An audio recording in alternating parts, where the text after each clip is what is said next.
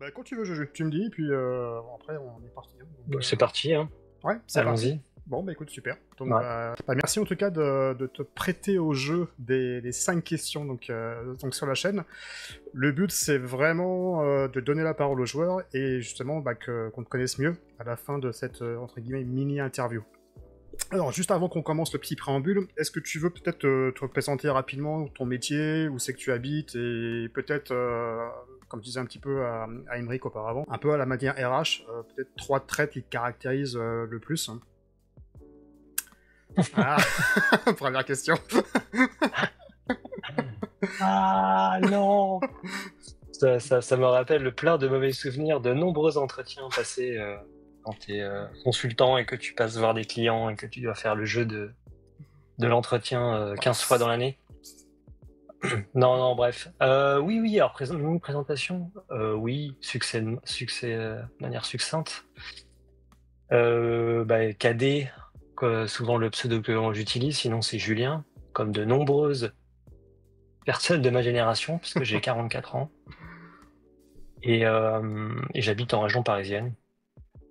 Voilà, métier, je fais de l'informatique, ce qui est un mot super vague, parce que ça englobe des tonnes de choses différentes. Mm. Mais moi, c'est plutôt conception et développement de logiciels. Voilà, 3 traits qui me caractériseraient. Mhm. Ah, j'ai bien des idées, mais je vais te laisser la parole. Ah, c'est plus marrant, tu vois, on pourrait confronter nos Ouais, idées. exactement. C'est la vision introspective et la version extra vision. Euh, non, je sais pas, c'est un peu un genre de question à la noix que tu bidonnes un peu quand tu fais un entretien parce que oui, je suis machin, je suis tu vois, consciencieux, je suis. Non, mais non, je saurais pas trop comment te répondre à ce genre de truc. Euh, je suis pas très bon Sur niveau introspection. la partie RH, c'est pas trop ton truc. Ouais, non, c'est pas trop mon truc, ouais. Ok, bon, C'était un peu bah, la torture. je te propose qu'on passe à la première question, donc qui est comment as-tu découvert le jeu de rôle et qu'est-ce que Mhm. surtout qui t'a donné envie par la suite de continuer? Comment j'ai découvert? Je dirais que quand tu baignes hmm, dans ce qu'à l'époque on pouvait parler de culture geek, sauf que maintenant c'est devenu la culture mainstream presque par défaut, donc c'est plus tellement une culture de niche. Mais quand tu te rentres dans Seigneur des Anneaux, Star Wars, euh, les jeux de cartes type Magic à une époque, Mm. Warhammer, les figurines, enfin voilà, tu te rentres dans les romances fantasy de SF. Quand tu te trempes un peu là-dedans, à un moment donné, t'entends parler du jeu de rôle. Tu t'intéresses, qu'est-ce que c'est, machin. Certains connaissent un peu parce qu'ils ont un grand frère, parce que des fois ils ont un parent aussi qui pratique. Mhm. Moi, c'est un peu comme ça que j'ai. Enfin, un de mes premiers souvenirs marquants qui me reste toujours, c'est vraiment un pote dont le père était maître de jeu sur D&D, donc un vieux de la vieille, quoi, des précurseurs. Et du coup, ce pote était voilà, bien plongé dedans et était un super MJ, hein, j'ai vraiment un super souvenir. Mhm. Une partie de D&D 3.5 à l'époque. Donc il nous a fait tester ça chez lui avec quelques copains, pareil, qui étaient dans la mouvance Warhammer, machin, tout ça. Et donc c'est le premier contact. Donc D&D, hein, c'était quand même du gobelin, des flèches, donc voilà, c'était assez basique, mais c'était une porte ouverte, première porte ouverte. C'est le premier jeu auquel tu as joué Et ou, ouais, je pense que ça va être ouais, le premier, ouais. ok. Je pense que c'est le premier. Et il y a euh, après j'ai plus fait le maître du jeu, notamment sur du Star Wars, des 6 époque des cartes. Ouh, ça remonte. Ouais. Ça, c'était au lycée, ben justement le pote en question avait fondé, enfin ouais, a réussi à fonder le club JDR au lycée. Mhm. Et donc avec une subvention du lycée, on avait acheté des bouquins de règles, notamment le Star Wars D6, d'autres bouquins comme ça. D'accord. Et donc il y avait un temps dans la semaine où on pouvait se réunir, discuter de scénarios, de parties. Donc ça c'était plutôt pas mal. Et à côté, sinon j'ai fait jouer du Warhammer Fantasy. À l'époque, je sais pas quelle version ça pouvait être, mais bon, une version des années Ça 90. devait être la V1, non, à mon avis. Ouais, V1, V2. Pareil, donc des joueurs de figues, forcément, tu te dis, tiens, et si on jouait les personnages dans l'univers fantasy? Il y a eu Nephilim, où là j'ai Ah oui, déjà. découvert. Ok. Ouais, bah, j'ai le bouquin V1 là dans la bibliothèque derrière, et je l'ai acheté au Centaure à Lagny. Je sais pas si tu vois la Magasin qui est boutique. maintenant fermé. Ouais, Ouais, il n'existe plus allez. depuis, je pense, bien longtemps. Ah ouais. Mais c'est là-bas que on achetait les boosters Magic, et notamment il y avait un parti JDR. Mhm. Et je sais plus si je suis tombé sur le bouquin de règles, je l'ai feuilleté, j'ai trouvé ça assez incroyable, ou si c'est par les romans, parce qu'en parallèle, Nemos Édition publiait des romans dans l'univers des Exact. Ouais. films. Et donc j'ai assez peu joué au jeu, enfin j'ai essayé de faire jouer le jeu aux fameux copains Warhammer, autant dire que la compatibilité joueur de Warhammer Nephilim n'était pas... Enfin, t'as le cercle, tu vois, les cercles de veine n'étaient Ouais. pas... C'était pas bon. C'était pas forcément les mêmes affinités, on va dire, ou les mêmes centres d'intérêt. Donc pour le coup j'ai plus plongé dans le lore via les romans qui ont... Bah, les 2-3 séries de bouquins qui sont d'ailleurs ressortis Mhm. dernièrement. Mais ouais, j'ai plus suivi par ce biais-là, en faisant jouer finalement assez peu parce que ça marchait pas, enfin ça marchait pas comme je l'imaginais. Et donc ça, c'est toute une période, ouais, on va dire à lycée globalement. Et après, il y a un énorme blanc. Parce que j'ai pas dû rejouer au JDR avant qu'on se croise en fait. On Ah commence oui, donc en fait, à... c'est assez. Enfin, en termes de temps, on parle de quoi? De 5 ans, 6 ans, c'est ça? Ouais, Ouais. Ouais, donc ouais, il y a quelques vraiment années. il y a un vide latent entre les deux, quoi. Ouais, Entre la partie collège, lycée, plus ensuite maintenant. c'est ça. Après, un gros hiatus parce que finalement, pas forcément de gens plus branchés que ça finalement. Ça n'a pas Mhm. forcément un prix plus que ça. Pas dans la durée en tout cas.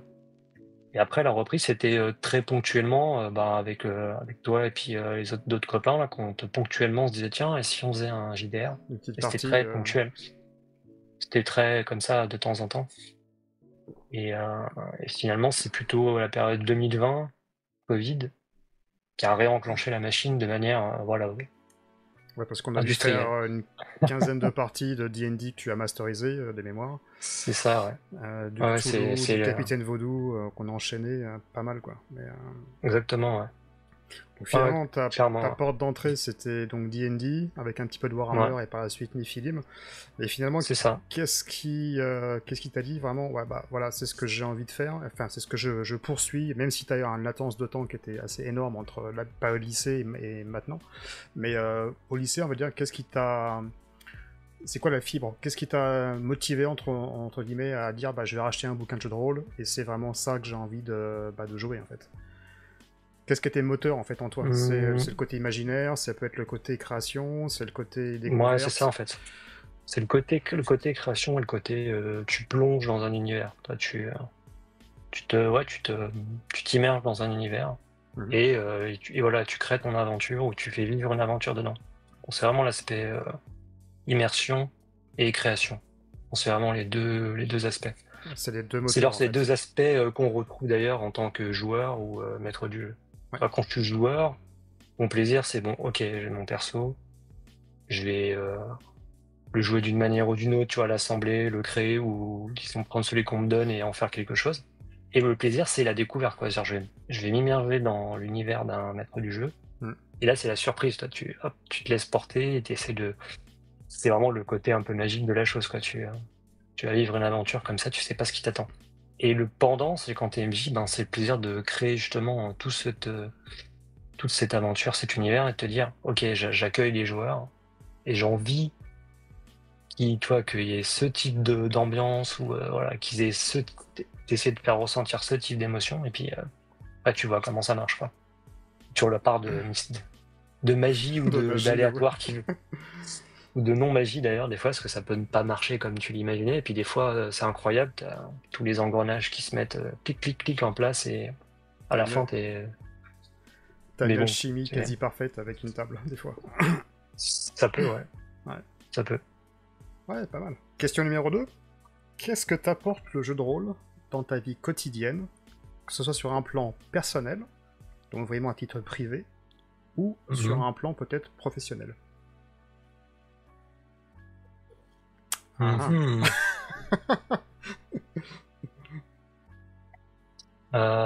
Qu'est-ce que ça peut m'apporter?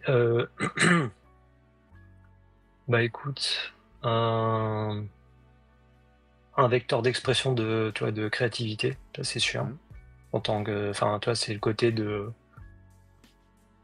ce côté, ouais, de vraiment, tu dis, je peux créer quelque chose, enfin, soit dans un univers que tu connais, soit même à la limite, tu peux créer un univers de toutes pièces et pas seulement le créer comme ça. Enfin, c'est vrai que si tu veux, par exemple, écrire un roman, ça demande, tu vois, beaucoup de structure, etc. Ouais. Enfin, c'est un travail quand même assez complexe, tu vois, si tu veux aboutir. Un jeu de rôle, c'est pareil, hein, ça peut être complexe et machin, il y a des structures et compagnie, mais ça reste quand même quelque chose, tu peux juste tracer des lignes, des choses, c'est peut-être un peu dans le vague, et pour autant, ça va faire un environnement, tu vas pouvoir faire jouer des gens dedans. Et puis d'ailleurs, il va se développer avec le jeu et s'enrichir par le jeu. Donc c'est un super vecteur de dire, tiens, j'aime créer des trucs, Mhm. mais des fois, finalement, le faire dans son coin, c'est peut-être, ça sert pas à grand-chose finalement, puis c'est pas très satisfaisant. Ça peut, hein, pour certains, je pense qu'ils sont contents de créer des trucs dans leur coin et puis voilà, mais là, tu dis: «Je peux le partager avec d'autres». Donc tu l'aspect, tu vois, social, création et côté, échange qui se met en place, donc moi, je trouve ça vraiment, chouette. Sachant que la première partie peut peut-être s'apparenter à un JDR solo, où tu crées vraiment ton univers avec des accroches ou des Mmh. amorces. Euh, Ouais. Toi, t'es plus que, enfin, créatif. Tu brodes un monde en quelques lignes et ensuite c'est un imaginaire au fil du temps qui va abreuver ce monde avec les joueurs. Ou t'es du genre à marquer tout sur un papier, la moindre pièce, la moindre action qui va se passer, et en espérant que ça se déroule un petit peu comme tu souhaites. Mmh, ouais, enfin, beaucoup comme ça à la base. Ouais. J'essaye de moins le faire, en fait, au fur et à mesure. Parce qu'en effet, naturellement, j'aurais tendance à avoir beaucoup de alors j'en fais encore, hein, des descriptions, que je prépare, heu, parce que ouais, à une époque, je pourrais essayer de à une époque pas si lointaine, hein, mais j'aurais essayé de vraiment imaginer tout, tu vois, toutes les voies potentielles et peut-être préparer des choses assez précises, détaillées pour chaque voie. Mhm. Maintenant, j'essaie juste en effet alors déjà pour optimiser un peu le temps de préparation, parce que sinon ça te met 10 000 ans, de préparer quoi que ce soit. C'est vraiment de concentrer la description et un peu le côté précis dans des points un peu critiques, où tu sais que c'est un peu des passages obligés, on va dire. Mhm. Heu et après de laisser plus les choses, libres, on va dire, on verra en se disant: «On verra ce qui se passe» et puis essayer de plus ou moins improviser. En tout cas, d'essayer d'improviser un peu plus qu'à une époque où Ça, c'est j'aimais pour enfin la, ça me rassurait de tu vois, de préparer plein de choses. ça, c'est pour la partie, on va dire, maître du jeu, mais en tant que joueur, Ouais. t'as une autre approche par rapport à ça ou... Heu, Là, tu m'as j'ai décrit la quand même partie vie, ouais, enfin, perso, en tout cas, ouais, pas par perso, rapport ouais, au pro. ouais, ouais. Mais est-ce que, là, t'avais le côté maître du jeu, est-ce qu'en tant que joueur, c'est que ça t'apporte quelque chose d'un point de vue personnel? Je présume que oui, mais... En tant que joueur, tu veux dire? Ouais. Et on parlait maître du joueur, bah, le travail ça, ouais, le travail de toute façon, il sera un j'aurais tendance à avoir au départ la même idée, c'est-à-dire que le personnage, je vais réfléchir, comment je vais le jouer, genre s'il y avait ce type de situation, comment il pourrait se comporter, machin, tu vois? De faire peut-être même préparer des choses. Donc il y a un aspect, préparation que j'essaye d'alléger avec le temps, mais j'ai quand même toujours tendance un peu à le faire. Pas forcément partir en freestyle total, sauf si vraiment le perso, je l'appréhende super bien. Alors si c'est si je l'ai choisi, on me l'a filé et qui me correspond parfaitement, Mhm. au sens où, toi, la personnalité, elle est pas si éloignée de la mienne, donc ça sera facile de jouer. Mais si je prends ou qu'on me file un perso qui est très différent, là, j'aurais tendance à plus réfléchir, comment il va se comporter, et cetera. Et après dans l'apport perso, ce qui sera un peu l'apport pro aussi, en fait, c'est-à-dire le fait de jouer un personnage, Mhm. ça demande un certain lâcher prise peut-être? Tu vois, de s'y faire peut-être, lâcher prise par rapport à une audience. C'est pas l'audience, c'est simplement juste les gens autour de la table. Bien sûr, ouais. Ça mais c'est valable aussi en tant que maître du jeu quand tu dois incarner un perso. Genre, est-ce que je vais lui faire une voix, un accent? Est-ce que tu vois, tu t'écartes un peu d'un simple jeu assez classique, juste on va dire, pratique quoi, sans faire plus d'efforts que ça? Ça c'est quelque chose que je pense tu deviens plus à l'aise avec le temps Mhm. et potentiellement, je pense que ça peut t'apporter dans ta vie, pro, ne serait-ce qu'en termes d'expression, tu vois? sentir peut-être plus à l'aise. Ça libère un peu la parole et t'as plus Moi, ça peut je pense que ça peut, d'assises ou voilà, d'aplomb, peut-être dans les même si je réunions. pense que ouais, c'est ça, ouais. Je pense que ça peut aider, hein, vraiment. Enfin, moi, je pense que ça m'a peut-être un peu aidé. Mais après, je pense qu'il y a la question de l'âge aussi, hein. C'est-à-dire que si t'es alors il y a des gens qui sont pas timides par défaut à 15 ans, 25, 45, tu vois? Eux, ils ont aucun problème. Si t'es quelqu'un de plutôt réservé à la base, forcément avec l'âge, j'aurais tendance à dire quand même que ça s'améliore. Mhm. Là, tu un peu plus à l'aise avec le temps qui passe. Tu vois, mais je pense quoi, que pratiquer le jeu de rôle, moi, en termes d'expression face à tu vois, à des gens, même parfois un peu. Alors conseiller un groupe de copains, tu vois, c'est pas vraiment un problème. Mais là, c'est vrai que nous, on a rencontré des gens qu'on connaissait pas avant C'est de jouer absolument avec eux. pas, oui. Ah, ouais, clairement. Donc, certains sont sûrement extrêmement à l'aise avec ça, et d'autres moins. Moi, par exemple, j'ai toujours une petite appréhension, tu vois, je connais pas les gens, tout ça, comment ça va se passer. Et puis, c'est vrai que le côté jeu de rôle, t'as ce petit côté interprétation, il faut quand même, tu vois, un peu se libérer. Faut sauter le pas en tout cas. Quand tu connais pas une nouvelle table, je c'est pense ça, hein. que ouais, faut casser un peu la glace et Et donc, le pratiquer régulièrement, c'est vrai que tu le fais ça beaucoup plus facilement beaucoup plus facilement, en fait. Ça, je pense, moi, ça m'a apporté ça, en tout cas. si on rolling sur la première question que je t'ai posée entre les traits de caractère, par rapport à ce que tu me dis, j'ai noté que tu étais un peu dans le contrôle en tant que maître du jeu. T'aimes bien en fait tout scripter au fur et à mesure. Mais dis-moi si je me trompe, hein. Si, ouais, naturellement, oui, j'essaye de me défaire de cette habitude petit à petit, mais j'ai tendance à bien essayer de, ouais, en effet, cadrer un maximum. Ouais. J'ai marqué contrôle, peut-être perfectionniste et réservé. Réservé pour ce que tu viens de me dire. Par défaut, en tout cas, t'es peut-être au début un peu plus en retrait avant que tu connaisses les gens et ensuite tu casses un peu la glace et que l'alchimie prenne avec la table. Est-ce que tu es d'accord avec ces trois traits de caractère ou Oui. pas du tout ouais. Si, non, c'est ça. Ouais, non, bien Cool. sûr. Ouais. C'est bien cerné. Ouais. On commence à se connaître un petit peu maintenant, je crois. Ouais, un tout petit peu. On a joué quand même. Ouais, on a joué quasiment, enfin pas toutes les parties, mais une bonne tranche de parties. Ouais. Donc, ok, bon, voilà, je t'ai aidé sur, sur cette partie-là. C'est ça. Je te propose de passer à la question numéro 3. Ouais. Quel est ton meilleur souvenir de jeu de rôle? Et celui, également le pire souvenir que tu as eu? Et qu'est-ce qui t'a marqué de façon positive et négative par rapport à ça? Ton meilleur temps fort et ta plus mauvaise expérience, j'ai envie de dire. S'il y en a une, ça se trouve, il y en a pas. Mais, si, il y en aura une, mais ancienne, on va dire. Pas dans la période, on va dire, actuelle. Ouais. Genre les 5 dernières années. 5-6 dernières années, tout ce qu'on a joué, j'ai pas de mauvaise expérience. Enfin, tu vois, j'ai pas de souvenir vraiment de moments où tu dis, ah, c'est horrible, quoi. Tu dis, qu'est-ce que je fais là? Ou non. Enfin, après, pour la partie bon souvenir, en tant que maître du jeu, je vais faire les deux, on va dire joueur et maître du jeu. Mhm. En partie maître du jeu, ça va être le Mothership, avec la colonie. Ah oui. Cette partie était énorme. C'est ça, ouais, c'était. Alors là, pour le coup, c'est vraiment une partie où toi, tout ce que tu as imaginé se passe, pas forcément tout dans le détail, mais en gros, ce que tu espérais, tu vois, en termes de réaction des joueurs, de chamboulement et de twist, etc. Tout c'est vraiment hyper bien goupillé. Donc toi, ton personnage était très impacté. La découverte, un peu la découverte en cours de partie. Il y a eu Loki qui a vrillé son perso d'une manière assez surprenante, comme assez radicale. Chaque partie où il joue un androïde et ça vrille. mais oui. C'était le début d'une série de parties, ouais, pour le coup, puisqu'après son perso est devenu un peu le fil rouge pour cette sorte de mini-campagne improvisée. Mais ouais, c'était un moment fort, hein, vraiment. Moi, en tant que maître du jeu, c'était assez incroyable.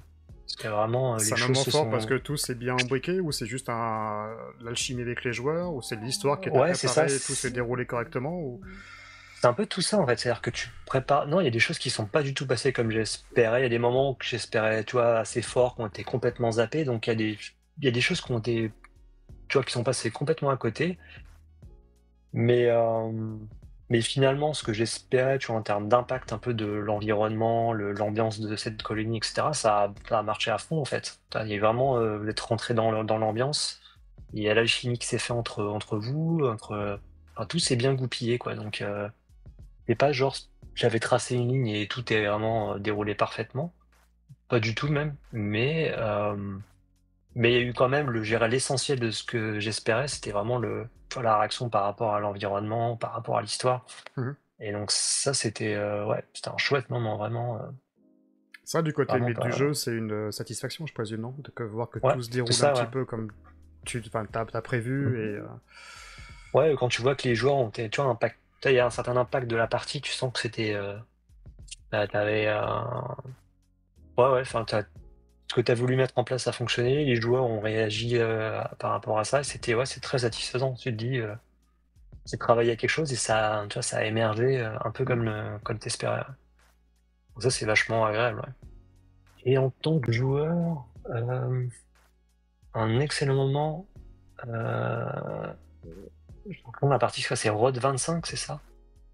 Ah La oui, partie que tu avais fait. sur du sombre, c'est ça?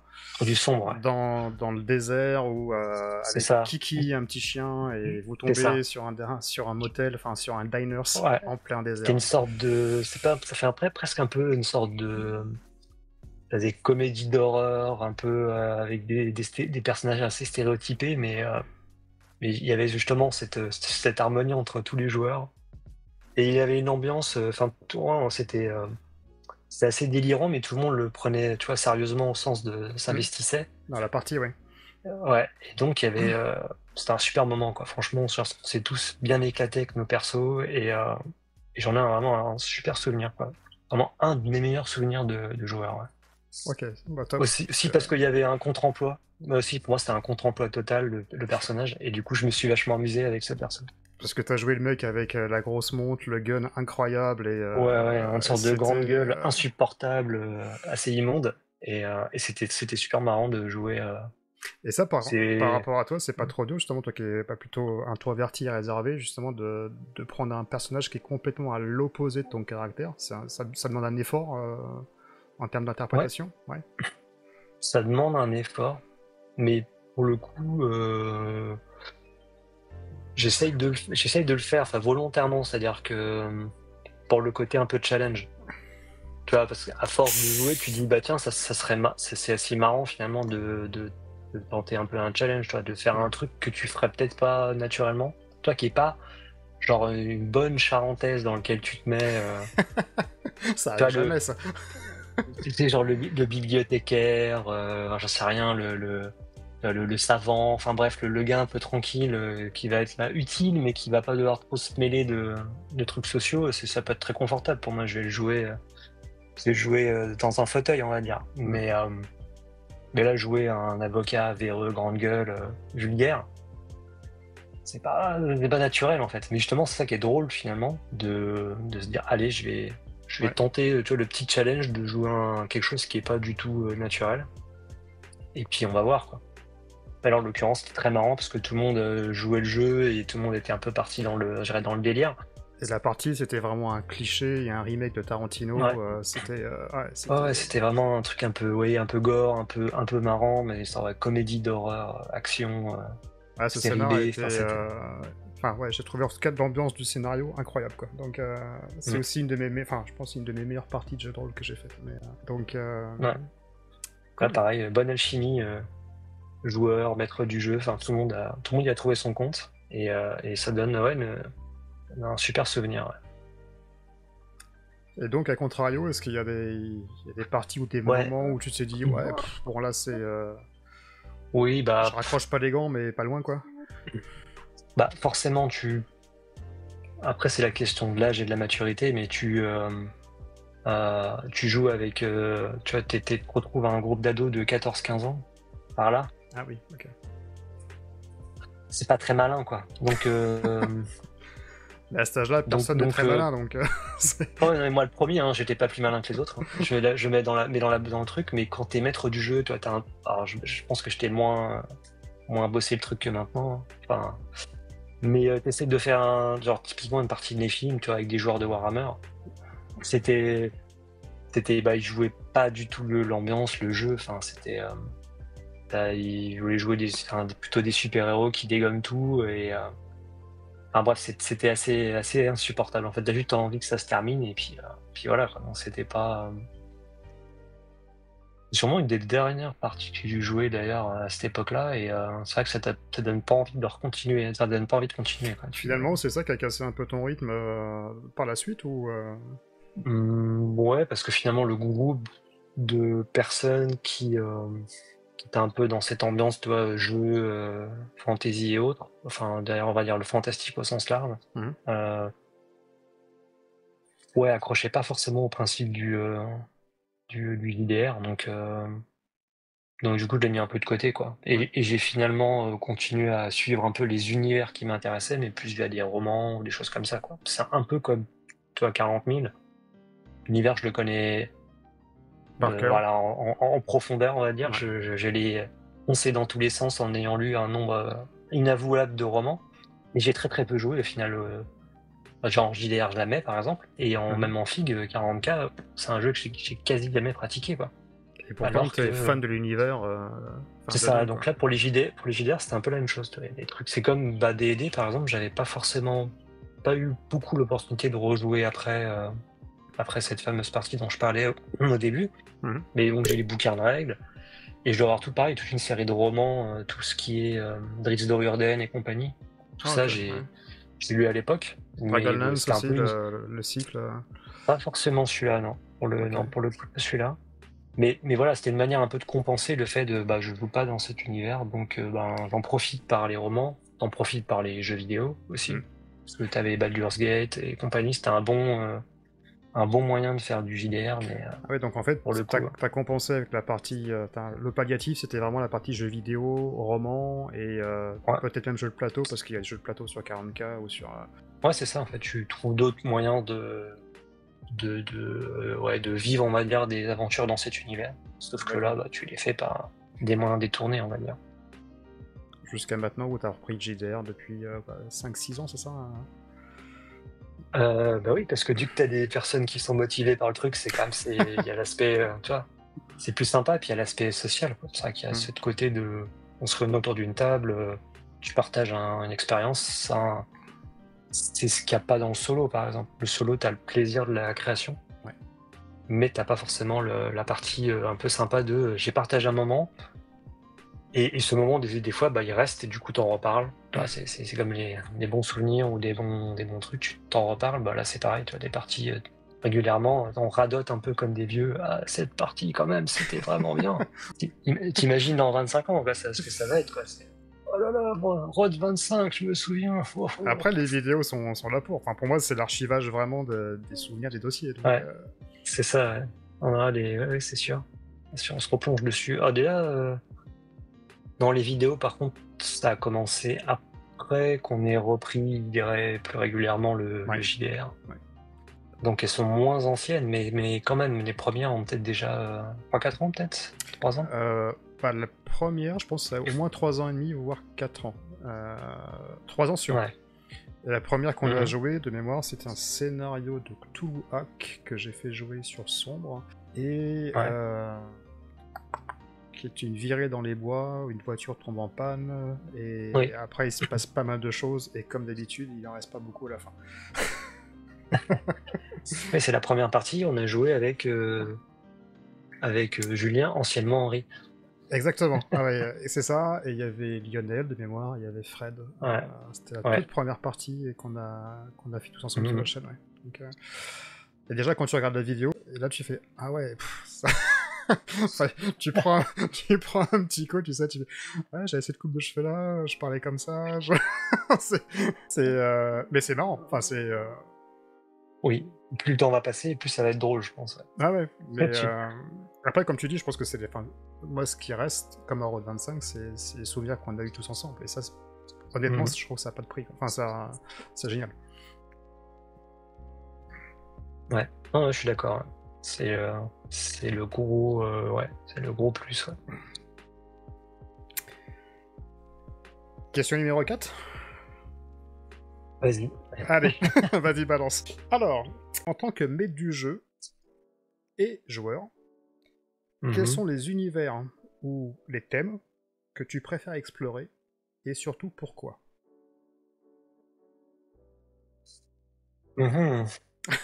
Si tu veux, je coupe. On prend une demi-heure et on reprend derrière. Bon, après, tu feras ta tambouille, hein, à couper des trucs, à rajouter, ou parce que si c'est ça part un peu en vrac. Alors, Que sachant que je je préfère précise que tu explorer. ne connais pas les questions à l'avance. Hein. Oui. Maintenant que tu me les poses, je me souviens qu'on t'avait dû en parler enfin, quand tu as eu cette idée de faire des Qui petits remonte à un entretiens an. comme ça, 5 questions. Je pense qu'en effet, tu avais dû diffuser la liste des questions. Donc maintenant, ça me dit quelque chose. Mais c'est vrai que là, sur le moment, quand maintenant que tu me la poses, je dis ah oui, il y avait cette question. Mais en effet, je les avais pas avant qu'on commence à discuter.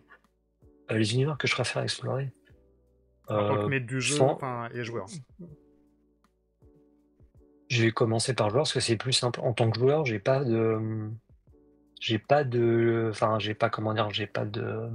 pas de préférence, pas de limite, tu vois, au sens de dire, je vais pas me dire, ah non, je veux jouer que ça.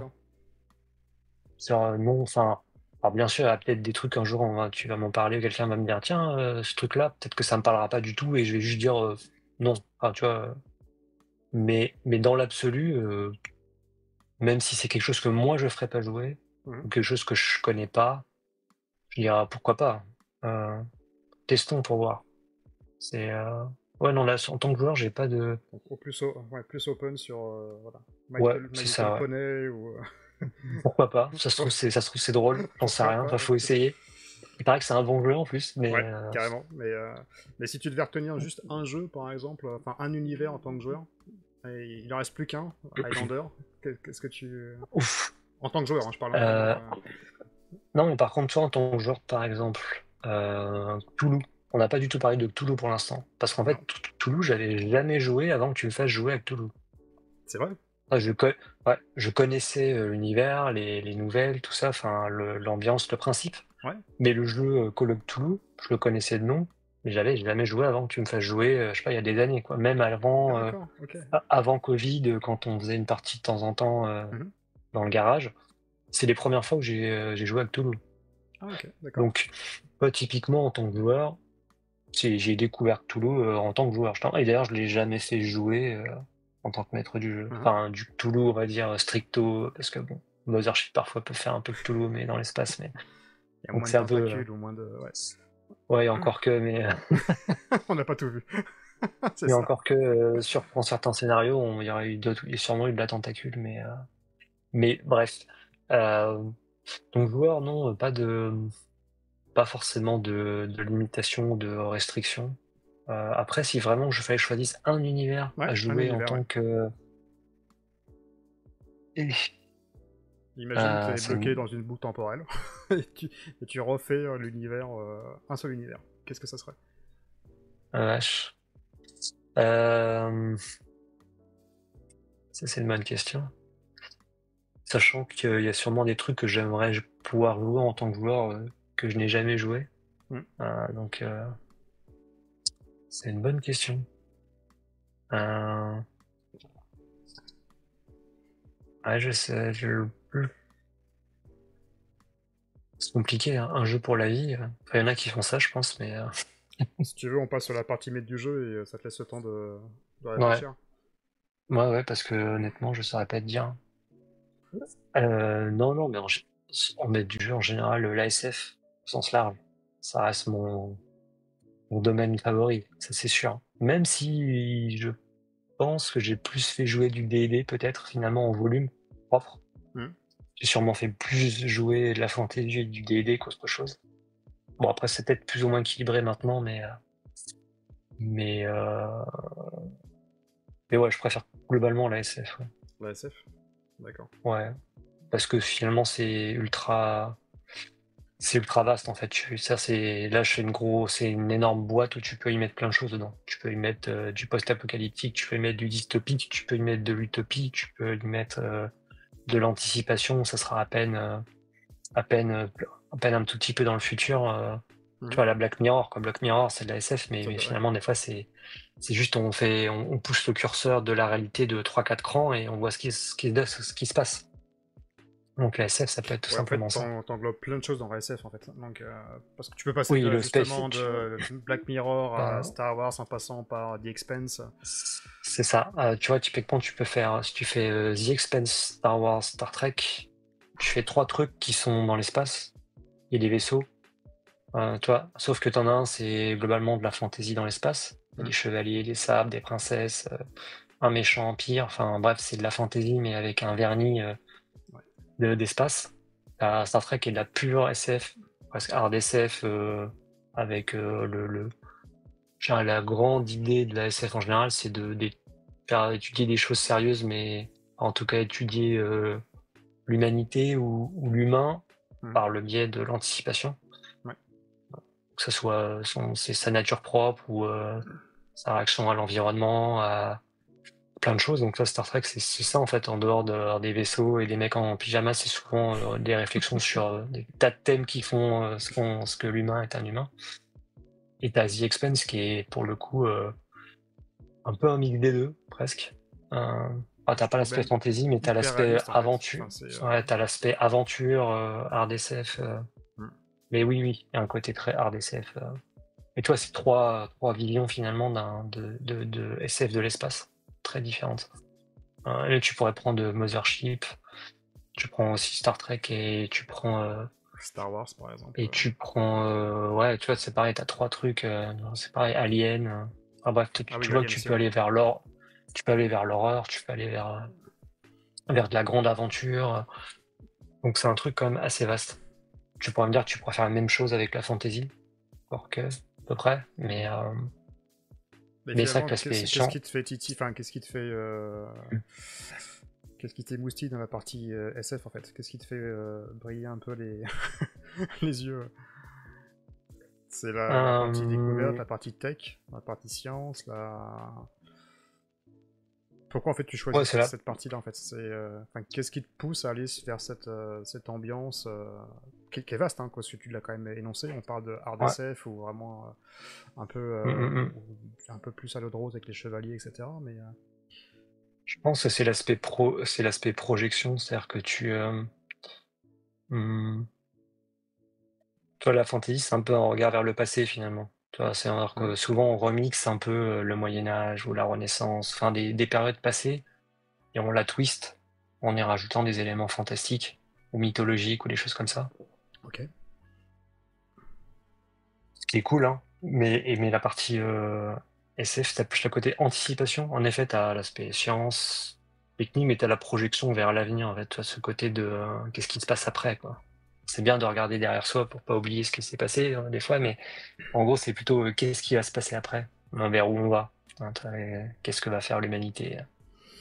Et il y a cet aspect vers l'inconnu, tu vois, l'espace, l'ultime frontière. C'est un truc qui fait rêver beaucoup de monde, et moi le premier, quoi. Et Même dans mes intérêts, les intérêts d'aujourd'hui quotidiens, voilà, la techno, l'exploration spatiale, tous ces trucs-là, c'est des trucs enfin, qui occupent une partie de mon temps libre en dehors du JDR. Et pour Et quelqu'un justement qui a un trait de caractère plutôt réservé, le fait de ne pas savoir où tu vas aller dans les années futures, c'est pas quelque chose qui peut être qui est antinomique ou non, pas forcément, non. Non, non, non, non, je pense pas. non, t'appréhendes ça avec sérénité.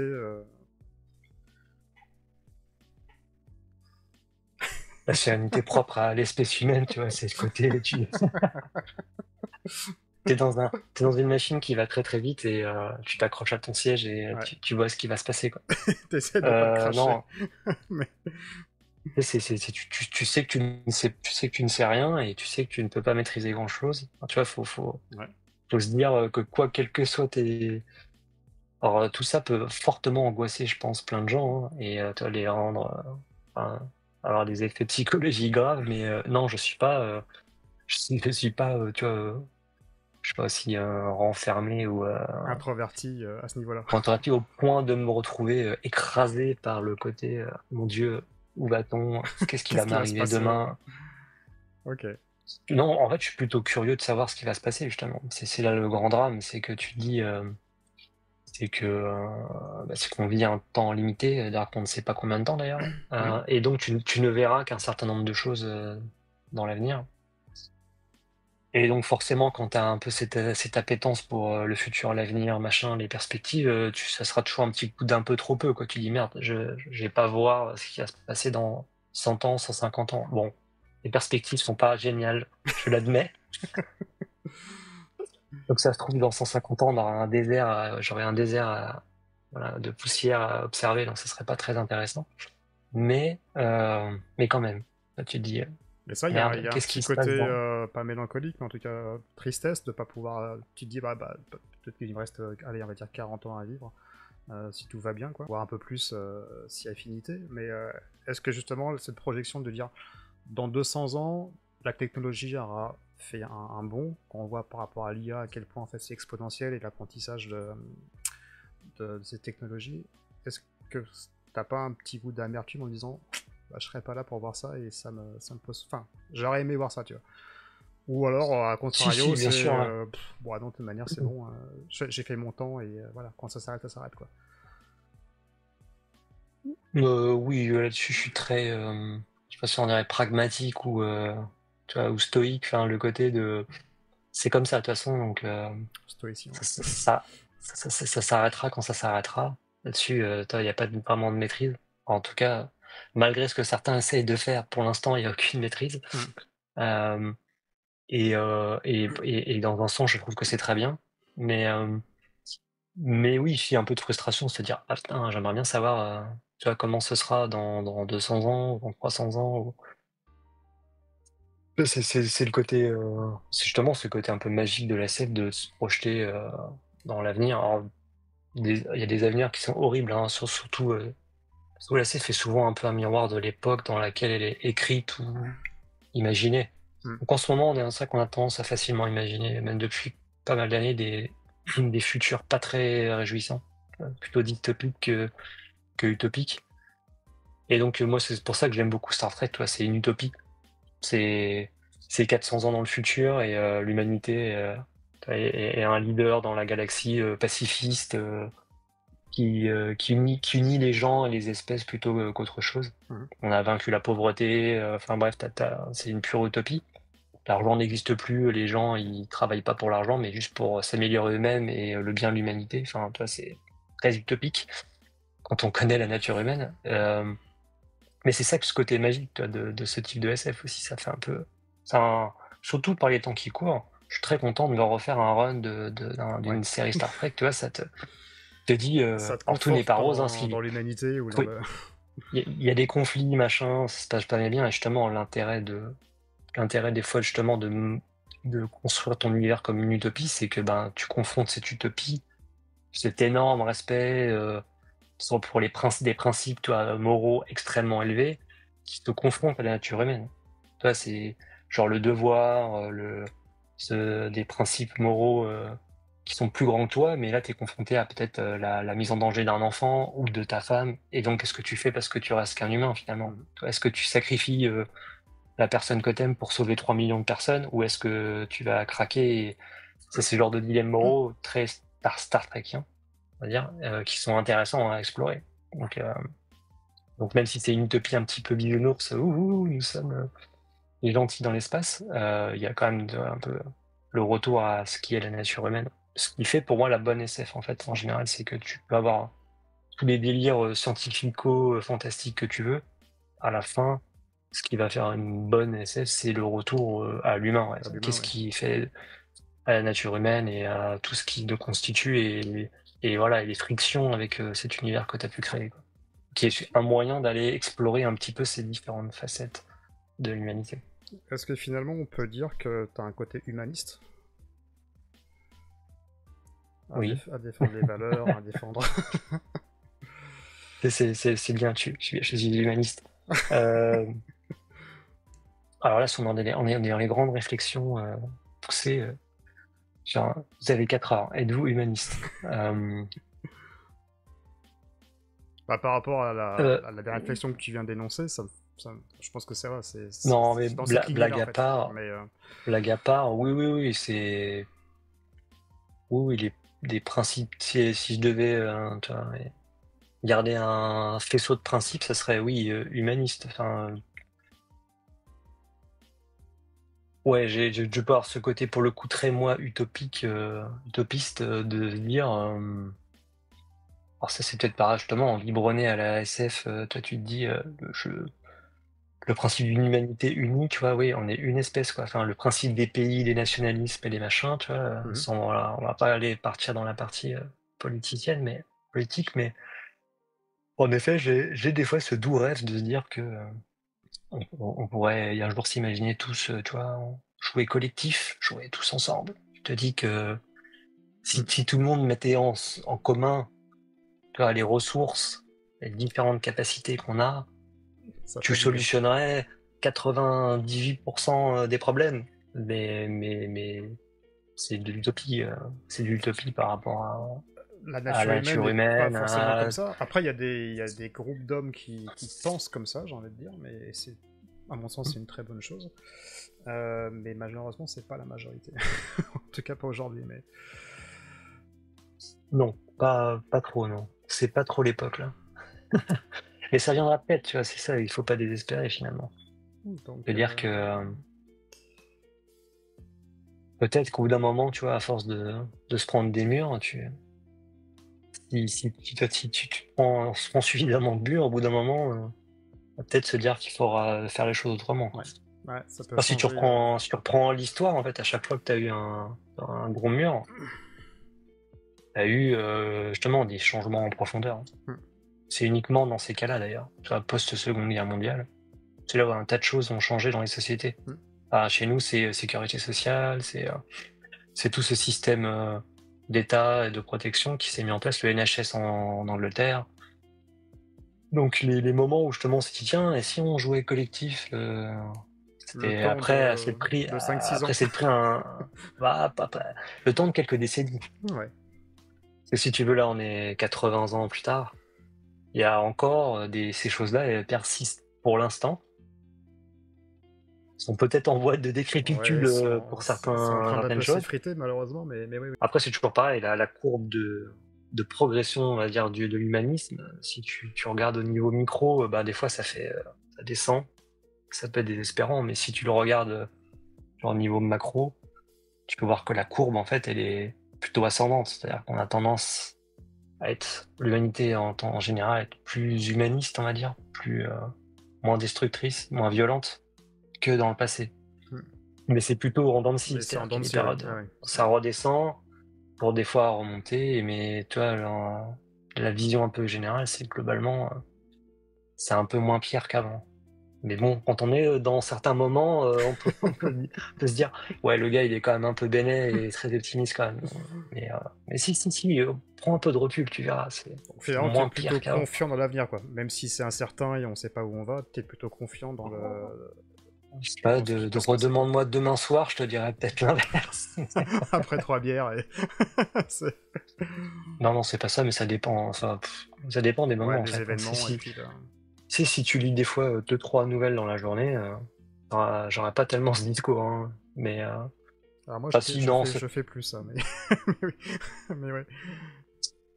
oui, mais bon, c'est vrai que moi, l'actu, c'est aussi un des trucs Ouais, qui qui m'intéresse pas mal. t'intéresse. Donc c'est rare que je décroche souvent pendant les vacances assez nettement. Mais c'est vrai qu'au quotidien, sinon, je suis plutôt de près. Ouais. Et en effet, c'est pas très réjouissant la plupart du temps depuis maintenant un bon moment, mais c'est pas parce que maintenant c'est pas terrible que ça sera forcément horrible plus tard. Enfin, Hmm. ça Relativiser. peut, hein. Oui.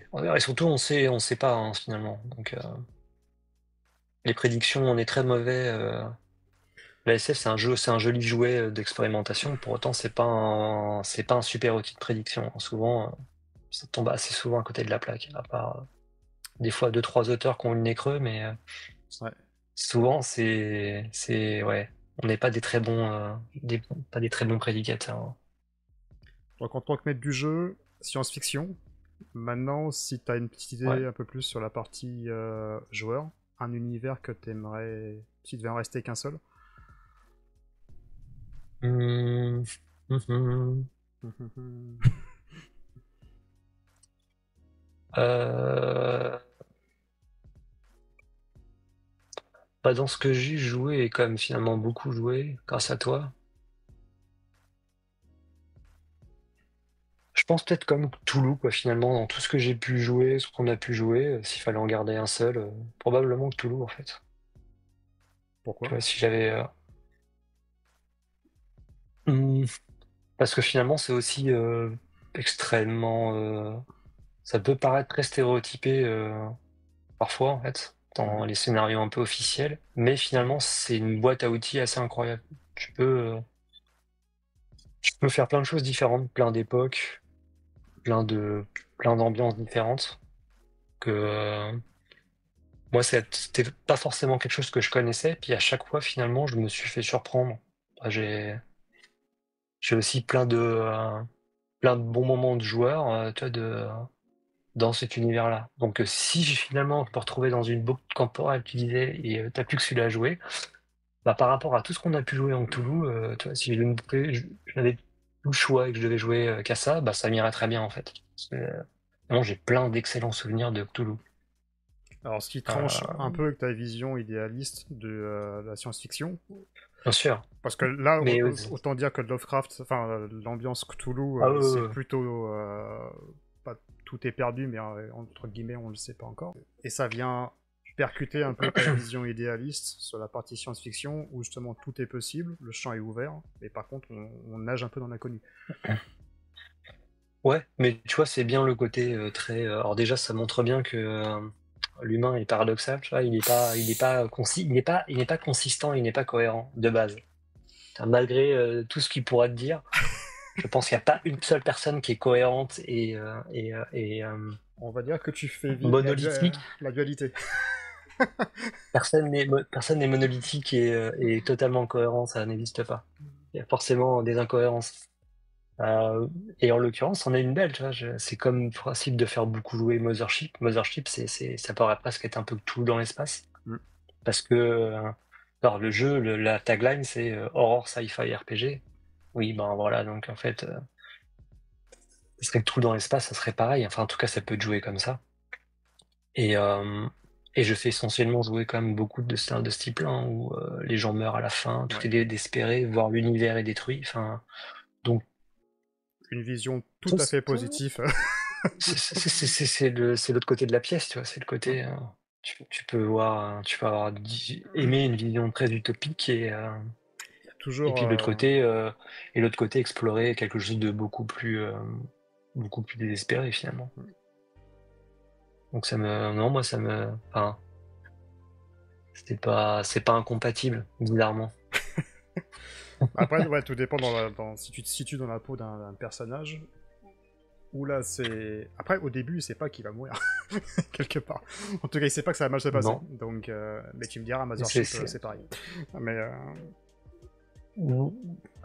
oui et non, parce que globalement, tu vois, tu sais que t'es pas dans une vie et un univers super positif en fait. hmm. Ça, c'est clairement pas Star Trek où il y a surtout les côtés l'humanité, phare un peu de lumière, de culture et d'humanisme. Non, non, non, t'es un peu à la manière de The Expanse, c'est dans une sorte d'hyper-capitalisme. Toi, t'as des corpos, les gens sont exploités. Tu sais, globalement, t'es qu'un maillon d'un rouage. Comme dans Alien, Hmm. typiquement, les mecs ils prennent un contrat. Super, si tu survis les 70 années qui vont durer le voyage aller-retour pour aller récupérer quelques obscurs matériaux au bout de la galaxie, super. On va te payer ton contrat, mais si tu crèves en route parce qu'on a un signal sympa avec peut-être des bestioles à ramener, c'est bien aussi. Ça Bref, me rappelle un scénario, ça, mais oui. donc il y a, ouais, c'est les personnages sont potentiellement plus conscients qu'ils sont dans un univers un peu pourri, Hmm. un peu une extrapolation d'un 21e siècle pareil qui part en quenouille. Euh, alors qu'en effet, Cthulhu, pas forcément, toi. T'es les années 20, machin, donc il peut y avoir des problèmes et tout, mais je pense que les gens sont dans un contexte peut-être plus normal et d'un coup, ça vrille vers vers l'inconnu, Ouais, ça bascule complètement en l'obscurité. fait. Mais, Ouais. Je pense qu'il y a plus ce côté, c'est le réel, tout va bien. Et puis, pif, ça bascule. et ça, toi, en Dans, tant que joueur, t'aimes bien, enfin en tant que même Julien, je veux dire, est-ce que c'est quelque chose qui t'intéresse de basculer dans le côté un peu, alors je sais pas si on peut dire occultisme, etc., mais en tout cas un peu paranormal, étrange, inexpliqué, on va dire. ouais, c'est la surprise, c'est pareil, c'est le côté un peu l'inconnu. T'as Mhm. le côté, on ne sait pas, Mhm. mais on explore. Qui vient Donc relinker avec la partie SF en fait. c'est le côté de tu sais pas, mais c'est un des facteurs de la nature humaine. C'est on sait pas, mais on voudrait savoir, tu vois. Mhm. Ou c'est marrant ce truc-là parce que il faut pas y toucher, mais j'ai quand même envie de voir ce que c'est. Forcément, forcément. Il y a un œuf qui s'ouvre. Qu'est-ce qu'il y a à l'intérieur? Tu vois, je vais me pencher pour regarder ce qu'il y a. Enfin, tu vois, et là, tu te dis non, pourquoi? Mais on sait pas. T'as un appel comme ça. Donc Une oui, curiosité oui. maladive.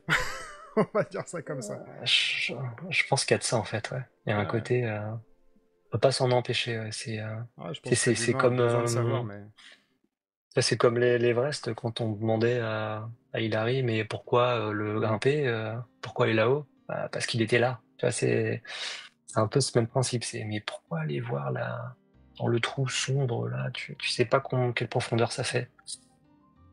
C'est là, j'ai envie de savoir ce qu'il y a. Quoi. Tu vois, c'est intrinsèquement à la nature humaine, je pense. Mais je pense, ouais. ouais. Enfin, ouais, je pense. Ouais. Alors, je dirais oui, et en même temps, t'as certaines cultures qui ont pas cette curiosité. Apparemment, t'as des cultures, ils sont nés, ils se développent à un endroit, Mhm.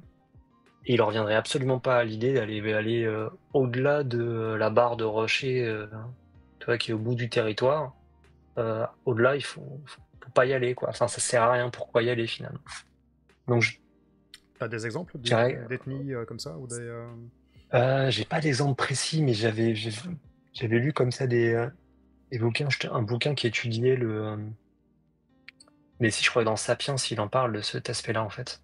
Toi, t'avais les Européens qui avaient toujours cette idée de allons voir l'inconnu, je ne d'expansion et sais, de ouais. genre je ne sais pas, mais tu vois, je ne sais, je sais que je ne sais pas, mais justement, je veux en savoir plus. Mhm. Et tu peux avoir d'autres peuples qui se contentaient de voilà de gérer leur territoire et de dire non au-delà pour des fois des raisons religieuses ou de superstition ou juste c'est un peu mystérieux parce que tu peux pas aller interroger non plus des fois ces peuples il y a des centaines d'années pour leur demander pourquoi vous avez pas pris un bateau et décidé d'aller voir ce qu'il y a là-bas. Mais, euh, mais a priori, il y a eu quand même ces Après, il y a aussi une constatations. histoire de ressources et de matières premières en fait. Certains ont déjà en fait tout sur place, ils ont plus qu'à entre guillemets à le travailler Mm, et à l'exploiter jusqu'à épuration en tout cas ou extinction des ressources. Et ouais. d'autres en ont peut-être en faible quantité, en moyenne quantité, mais ce qui n'empêche pas non plus le goût de l'aventure et le goût du, comme tu dis, bah, j'ai envie de savoir quelque chose, quitte à Donc, braver tous les risques et voilà. ouais. Mais Et en même temps, justement, tu prends Sapiens, l'espèce, toi, avant la civilisation, avant les cultures qui commencent à se distinguer, il a toujours eu envie d'aller plus loin, enfin aussi par nécessité, mais aussi finalement par curiosité. Donc intrinsèquement, l'espèce, il y a quand même ça. mm, Mais tu as l'impression que peut-être selon certaines cultures et certaines peut-être religions ou autres facteurs, ça s'est plus ou moins éteint ou développé chez certaines civilisations. Sapiens, qui est Mais d'ailleurs quand un même, bouquin incroyable. Enfin, moi je crois que c'est le meilleur ouais, bouquin que j'ai jamais lu. Enfin, une brève histoire de l'humanité, là, c'est.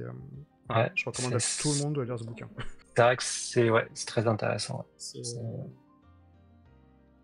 En effet, si ça branche, en tout cas ça intéresse, il faut s'y plonger, ouais, ça vaut le coup. Ouais. On apprend plein de trucs et puis ça fait réfléchir à pas mal de choses. Ouais. Ah, et puis on comprend mieux surtout l'évolution de l'espèce humaine et pourquoi en fait ça a engendré les conflits de par le passé. La nature Mm. vraiment intrinsèque de l'homme, hein, par défaut, et Ouais. toujours son esprit de, je sais pas si c'est de conquête, mais en tout cas de rébellion Et on voit que ça commence vraiment dès le début, en fait, avec les chasses, Ouais. les tribus, et... Enfin, ouais, enfin, on divise un peu, mais c'est un super bouquin. Après, on peut relier avec le jeu de rôle qui s'appelle Wurm, je crois, un truc comme ça, un truc... Ouais. Mais ouais, mais Sapiens, c'est un de mes meilleurs bouquins, en fait. Oui. Italien, en effet. En parlant de bouquins, la cinquième, on va dire, question officielle. Après, il y aura la question perso. Admettons, tu dois partir sur une île déserte pendant 5, 6, 7, 8 ans, je sais pas trop. Et tu dois emmener 3 bouquins, justement. Pas forcément du jeu de rôle. 3 bouquins. Quels Ouais. seraient ces bouquins? Et surtout, pourquoi tu fais ce choix-là? Mhm.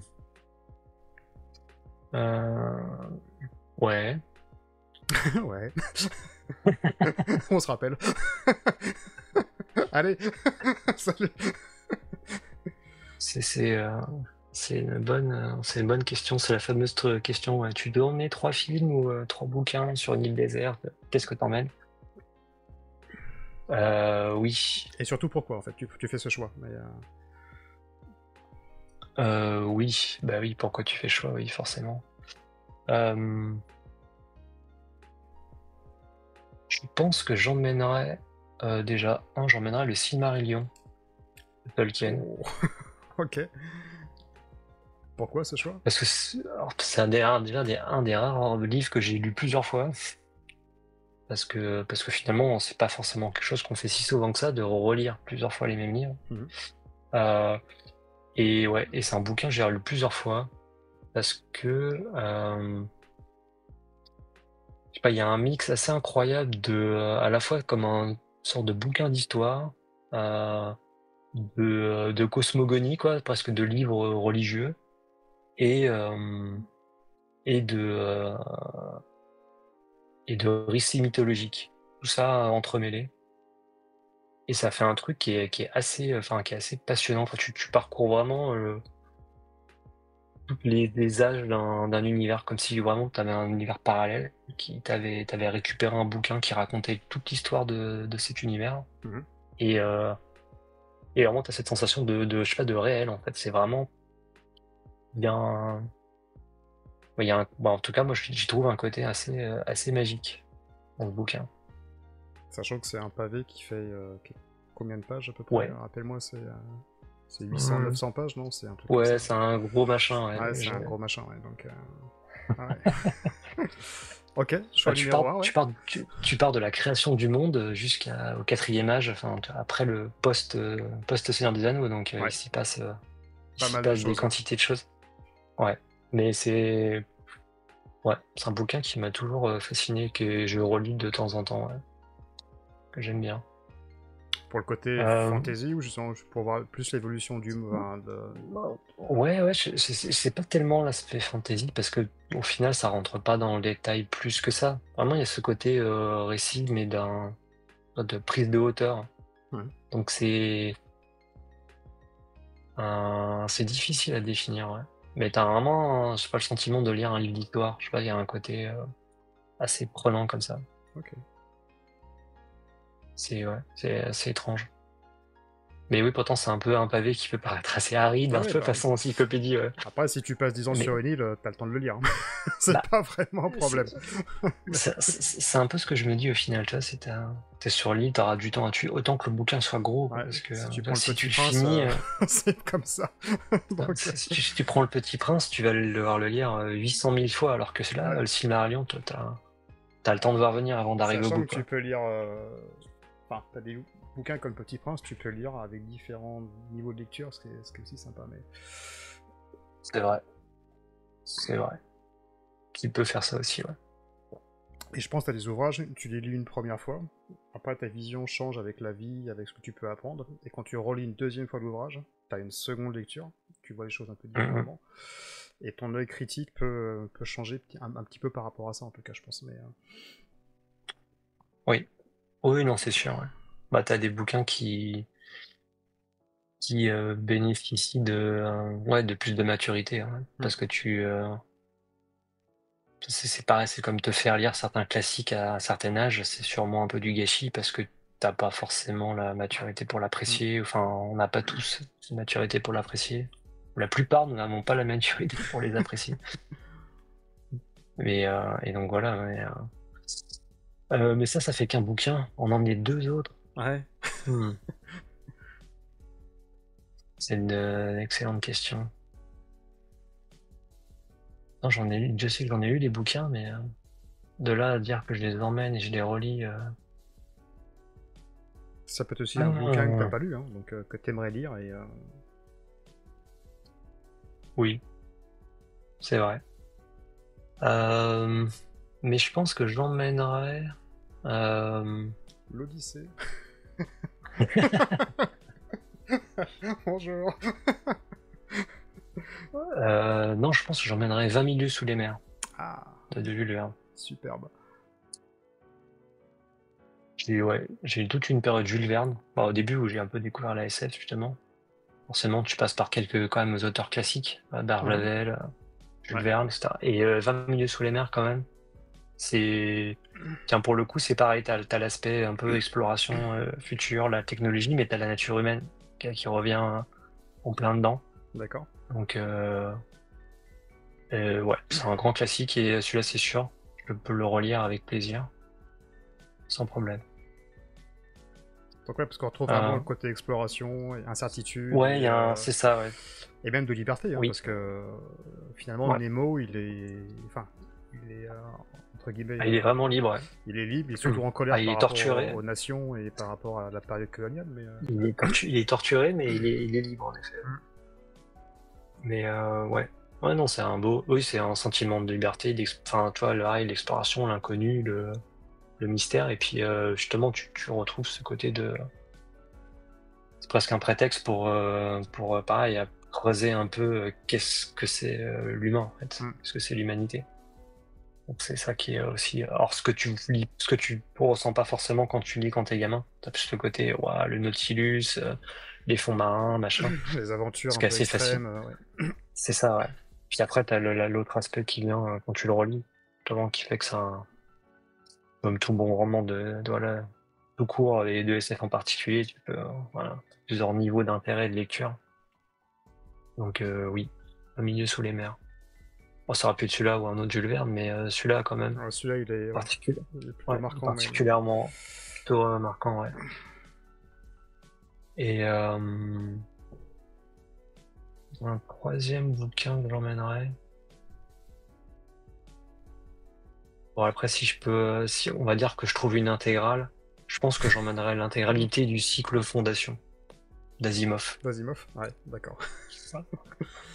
Bon, je pense qu'en cherchant bien, il doit y avoir un intégral qui doit sûrement être gros comme ça. Ou, ouais, je te l'accorde. Celui-là, c'est bon. Tu peux le prendre. En vrai, je suis pas sûr parce que c'est tellement énorme, je crois. Parce que moi, enfin, c'est pas une intégrale, mais c'est un truc subdivisé. Enfin, ils ont regroupé, en fait. Parce que, pour le coup, la Fondation, c'est des nouvelles, ont été après remixées en romans, puis après, il a réécrit des romans pour compléter. Enfin, bref, c'est une histoire éditoriale un peu compliquée. Sachant qu'à la fin, il voulait reconnecter un peu toute son œuvre avec les robots et tout. Enfin, bref, c'était un type qui avait une grosse ambition. Qui était très productif aussi. Je crois qu'il a écrit plus de 500 ouvrages dans sa vie, chose comme ça. Bref, c'est un type assez incroyable. Mais donc le cycle de Fondation, ça reste un grand classique que j'ai lu plusieurs fois. Et que j'adore en fait. C'est un Fondation, c'est pareil, c'est une base. C'est un grand classique de la SF, mais qui est apprécié par un tas de gens différents d'ailleurs. C'est assez surprenant quand tu t'intéresses un peu à l'environnement du roman. C'est un bouquin qui est apprécié par des libertariens un peu extrémistes de l'américain. C'est un bouquin qui peut être apprécié qui est apprécié par Mélenchon, en fait, qui est vraiment un grand fan de Asimov. Bref, tu vois, même politiquement, tu vas avoir des gens qui vont être de tout plein de bords qui vont s'intéresser un peu à Fondation et tout ce principe de la psychohistoire. Je sais pas si tu connais Fondation. Je l'ai pas lu, en tout cas. Donc, non. Mais vas-y. Mais en gros, l'idée, ça raconte le fait qu'un empire va... C'est un empire, tu vois, gigantesque à l'échelle galactique qui est en déliquescence, en stagnation, un peu. C'est un peu inspiré par l'Empire romain, quoi, la chute de l'Empire romain. Donc il y a cette décadence et t'as un scientifique qui prédit en fait la chute de l'Empire. Il a inventé une nouvelle science qui s'appelle la psychohistoire. Et en fait, il sait que, un peu comme la physique quantique, tu peux pas prendre une particule et tu vois, déterminer tout son comportement de manière absolue. Par contre, si tu prends une grande masse de choses, tu peux avoir des probabilités assez fiables de comportement. Ok. En gros, il applique un peu cette idée-là à l'échelle de l'humanité. Tu peux pas savoir le destin précis d'un humain, et par contre, toute une population, des milliards de Sa gens, globalité, tu tu peux. parles par la stat mixée à tout un tas de paramètres, tu peux prédire en fait, le comportement et comment les choses vont évoluer. Et donc, en fait, il met ça en place et il prédit que l'Empire va s'effondrer. Donc évidemment, l'empereur est pas content. Et en fait, lui, il décide de mettre en place le principe de construire un refuge pour l'humanité où on va y stocker tout le savoir et tout ce qu'il faut pour que finalement l'humanité puisse se perpétuer malgré le fait que l'Empire va s'effondrer. Une sorte d'arche de Voilà, en Noé. gros, un peu ça, ouais. Sachant que lui, il va en fait se conserver le personnage à Harry Seldon en forme d'hologramme et il va à intervalles réguliers, tu vois, il va avoir une prédiction qu'il va donner aux gens, genre maintenant il va se passer ça, machin. D'accord. Bref, ouais, c'est un truc, un immense truc qui s'étale sur des. Alors c'est un peu perturbant à lire parce que souvent un roman, tu pars beaucoup de personnages, mais finalement tu les suis T'as un fil comme ça conducteur tout au avec long. des héros ou des. Et là, et de par la construction du roman qui est très fragmentée avec des nouvelles, etc., euh, tu peux facilement suivre des personnages, t'y attacher, et puis au bout de 3 chapitres, ils sont plus là. T'as fait un saut de 150 ans et tu passes avec d'autres personnages. D'accord, ok. Donc ça peut être assez, Ouais, c'est assez déroutant en perturbant fait, des mais. fois. Ouais, ça peut être un peu déroutant. Et après, t'as moins ça par d'autres moments parce que justement, c'est plus des nouvelles, mais des romans. Donc là, tu suis des choses de manière un peu plus classique. Euh, et ouais, voilà, c'est un truc comme ça, très très vaste, très grand, space opéra, philosophique, un peu conceptuel sur c'est quoi l'humain, l'avenir, vers où on va, etc. Le destin ou pas, est-ce que c'est déterminé ou pas? Est-ce qu'on saura surpasser notre nature d'humain pour peut-être se fondre dans un grand tout? Enfin bref, ça brasse énormément de choses, De plein de concept. concepts. Donc c'est un truc pareil. Si on aime la SF au sens large, ça reste un grand classique qu'il faut découvrir Donc finalement, 3 et relire. bouquins, 3 univers complètement différents en fait. Donc t'en as un qui est Ouais, plus mettre fan, je dirais pas onirique, mais en tout cas héroïque, on va dire. T'as toujours ce côté avec Nemo, justement, un côté aventure, et quand même avec un personnage qui est vraiment torturé, comme tu l'as spécifié. Et on ouais. reboucle avec la science-fiction, donc pas de jeu de rôle, mais en tout cas, tu reviens, entre guillemets, à tes fondamentaux sur la partie SF. Donc ouais. Donc ouais, bah en tout cas, je pense que là où tu vas prendre au moins pas mal de temps pour lire ces, ces 3 bouquins, clairement. Donc Ouais, c'est-à-dire que mon cycle de relecture sera pas trop rapide. C'est bien. Là, le temps que je lise les trois, c'est le temps d'oublier un peu le premier quand je vais reboucler quand dessus, tu tu vas vois, c'est bien. reboucler, bah, ouais, si après t'as 10 ans, tu te diras, t'as le temps, hein, t'as largement le temps. Je peux presque les apprendre par cœur au bout de 10 ans, je pense. En fait, ça vient fermer le cycle des 5 questions, entre guillemets, préétablies pour toutes les personnes qui vont passer ce type d'interview, en fait. Et alors, c'est marrant parce que j'avais préparé une question pour toi, te connaissant un petit peu sur la partie tech, etc. Et en faisant justement cette interview, il m'est venu une autre idée de question. Donc, j'ai pu prendre celle-là. Et si on a un peu de temps, je te poserai l'autre quand même, pour histoire de lire. Mais, alors, te connaissant, je sais que t'aimes beaucoup la partie scientifique, technologie, espace, enfin, tu prends des photos du ciel étoilé régulièrement, tu as un télescope, etc., etc. Je te soupçonne d'avoir une pile de science et vie sous ton lit. J'en ai eu, c'est vrai. J'aimerais te poser une question, en fait, aborder un sujet qui est, alors pas forcément du transhumanisme, mais en tout cas l'immortalité. Est-ce que tu aimerais, si jamais les moyens techniques et technologiques le permettaient, d'être immortel, un peu à la façon du film qui était Time, je crois, où tu sais, il a un crédit sur Mhm. sur le coude, et au fur et à mesure, bah, en fait, son temps de vie est allongé de façon exponentielle si jamais il fait fructifier un petit peu ses crédits. Mais ça peut être également par un autre biais, ça peut être juste du transhumanisme complètement, on te change tous les organes, on te transfère même ton esprit dans un autre corps. Est-ce que c'est quelque chose, Mhm. toi, concrètement, est-ce que tu aimerais vivre éternellement sous cette forme-là ou sous une autre forme? Est-ce que ça vient heurter des valeurs potentiellement je dirais humaine, mais est-ce que ça vient heurter tes valeurs? Parce que ça peut être encore une fois une transformation de la matière en esprit ou autre. C'est une question vaste, mais est-ce qu'en fait tu aimerais être immortel sous une forme, pas forcément latine aujourd'hui, mais perdurer dans le temps? Et si oui, pourquoi? Ah ouais. Vous, vous avez 4 heures. La réponse va être simple, je dirais non. D'accord. Alors moi non, et je pense même que c'est pas souhaitable à l'échelle de l'espèce. Alors, il va falloir En tout argumenter là. cas, en tout cas, tant que, et si toutefois un jour on atteint ce niveau, si je puis dire, de, de maturité, de comportement, on va dire. C'est-à-dire que si à un moment on dépasse le stade de singe un peu malin, non, si on dépasse très largement le stade de singe un peu malin, peut-être que ça aura du sens. Mais je pense que là, même maintenant, j'ai pas la capacité d'analyser tu vois, est-ce que ça a du sens, même si tu es supérieurement intelligent ou en termes de comportement. Mais bref, je pense pas que ce soit souhaitable. Parce que ce qui fait le sel de notre vie d'humain, c'est qu'elle a une fin, en fait. Mhm. Si elle a plus de fin, t'as un- on n'est pas câblé pour ça, en fait. Genre, je pense qu'à bout d'un moment, tu vois, le cerveau, notre biologie, notre psyché va pas le supporter. En fait. Ça va craquer d'une manière ou d'une autre. Alors, t'es pas câblé comme ça au jour d'aujourd'hui, parce qu'on a les repères et les périmètres qui sont nôtres actuellement, mais imagine tu fais un bond dans le temps et on va dire 200, 300 ans, la technologie va évoluer.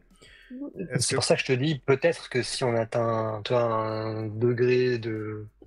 un stade de civilisationnel Hmm. supérieur, euh, c'est un niveau de compréhension de l'univers, vraiment de ce qui nous entoure, Ouais. bien plus élevé que ce qui est actuellement. Peut-être qu'on va atteindre ce stade, peut-être tu vois, par l'évolution ou par des moyens artificiels. Et peut-être que là, en effet, on aura la capacité à le gérer, l'absorber. Mais là, maintenant, enfin, toi, on est un mammifère relativement basique Hmm. qui se multiplie à un volume, enfin à une vitesse assez incroyable, qui consomme des ressources à une vitesse assez incroyable. Hmm. Imagine si tout le monde peut devenir immortel, tu vois, simplement comme ça, là. Enfin, c'est juste pas imaginable. Enfin, je vois pas comment ça peut pas mal tourner. On n'est pas, on est, on, c'est pas, on ne s'est pas fait pour. Et alors, tu as la version encore pire, enfin, je dirais qu'il y a encore pire, qui est un grand classique du scénario de SF, mais et simplement ce sera une élite, tu vois, qui auront accès à ce moyen de devenir immortel. Donc, de fait, eux deviennent les guides, la tour d'ivoire, l'entité, Mhm. le concile qui va mener à la destinée de toute cette pauvre humanité qui restera de simples mortels. Je ne crois pas que ce soit assez souhaitable non plus, sachant sans pousser le curseur sur cet aspect, ils sont immortels, on pourrait déjà imaginer qu'il y a un certain nombre de personnes qui ont un fort pouvoir et une forte influence sur le développement de l'humanité et de ce qui se passe sur cette planète. Donc, ne leur filons pas en plus ce petit bonus qui serait on peut faire ça jusqu'à la fin des temps. De pouvoir perdurer. Mais toi, C'est ça, dans l'idée, est-ce que c'est quelque chose de traverser les siècles, c'est quelque chose qui t'intéresserait, ou tu te dis, bah finalement, non, j'ai fait mon temps ici. Et après, je sais pas si t'es croyant ou pas derrière, voilà, c'est Euh, pas une question qu'on a abordée. Ouais, alors tu vois, si on met de côté l'aspect, on va dire, en tant qu'espèce, est-ce que c'est une bonne chose? Je pense pas. Après, moi, personnellement, tu m'aurais posé la question il y a bien plus longtemps que ça, quand j'étais vraiment plus jeune. Je pense que ça aurait fait, ah ouais, machin, toi, génial, je pourrais voir. je pourrais voir tout ce qui va se passer, tout fantastique. Et bizarrement, plus le temps passe, je me dis non, c'est pas forcément. Je pense que justement le côté que ça soit qu'il y ait une fin, enfin, C'est c'est plus souhaitable. normal, c'est souhaitable même. Je pense que toi, il faut que parce qu'il y a ce temps limité, toi, c'est dit, faut justement, faut le vivre au mieux, quoi. En tout cas, le faire L'optimiser fructifier au au. mieux. Ouais, j'ai pas envie de mettre un côté très, tu vois, mécanique ou presque économique, du genre faut que je rentabilise mon temps. C'est pas tellement ça en fait, mais c'est plus, je Être sais pas, en tout utile cas ou. d'en faire bon usage, tu vois, Mm. de faire un bon usage de ce truc-là et justement parce que tu sais que ça va se terminer, ça t'incite à essayer d'en faire un bon usage, quel qu'il soit, hein, chacun a ses valeurs et ses idées, hein, mais en tout cas. Juste une parenthèse, t'es quelqu'un de croyant ou t'es complètement athée par rapport à ça? Non, ça on a suffisamment eu de discussions sur cette thématique pour que tu saches, je connaisse la réponse. En effet, je suis athée, je confesse, je suis athée, je ne suis pas croyant. Après, y a aucun jugement par rapport à ça, mais c'est. Non, non, bah, c'est Mais est-ce pas que du jugement pour l'autre côté non plus, hein. est-ce que ta réponse justement est liée par rapport au fait que bah, quand ça s'arrête et il y a rien derrière. C'est plus dans ce concept-là que je posais la question en fait. Mais Ouais. Alors oui, par, par défaut, je te dirais oui, c'est genre ça s'arrête, ça s'arrête. Genre comme quand tu t'endors, tu sais pas que tu dors. Bah quand t'es mort, tu sais pas que t'es mort. C'est juste ça s'éteint, mais de toute façon, tu te rends pas compte, genre oh mon Dieu, je suis parti, je suis dans le noir. Non, c'est juste que ça s'éteint. on a eu ces discussions Comme il y a quand, pas très comme longtemps. ouais, c'est vrai en plus. Comme quand tu t'endors le soir, tu sens pas vraiment que tu t'endors. Enfin, tu te sens fatigué, finalement, ça s'éteint. Et le lendemain matin, tu te réveilles, tu dis ah bah tiens, je suis toujours en vie.